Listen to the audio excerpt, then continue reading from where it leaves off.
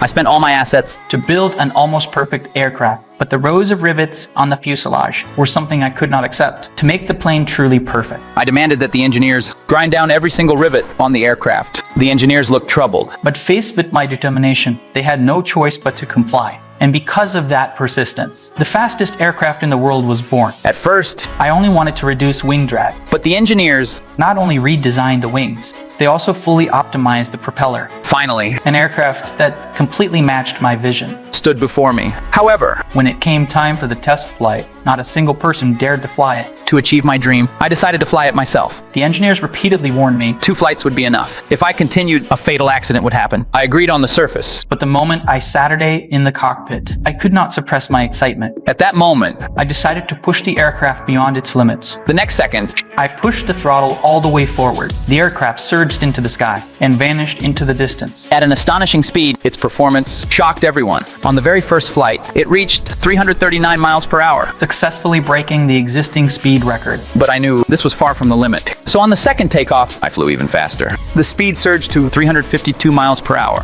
That number, it shocked everyone. But I was still not satisfied because I knew this aircraft could go even faster. So I decided to make one final attempt. But at that moment, the fuel was nearly exhausted. The engine immediately lost power. I desperately tried to restart it, but the engine gave no response. The aircraft began to descend rapidly. The ground rushed closer and closer. A wave of fear took hold of me. Fortunately, I pulled the control stick just in time and managed to force a rough landing in a field of crops. In the end, the aircraft came to a complete stop when everyone rushed toward me. I was casually leaning against the plane, waiting for the result that belonged to me.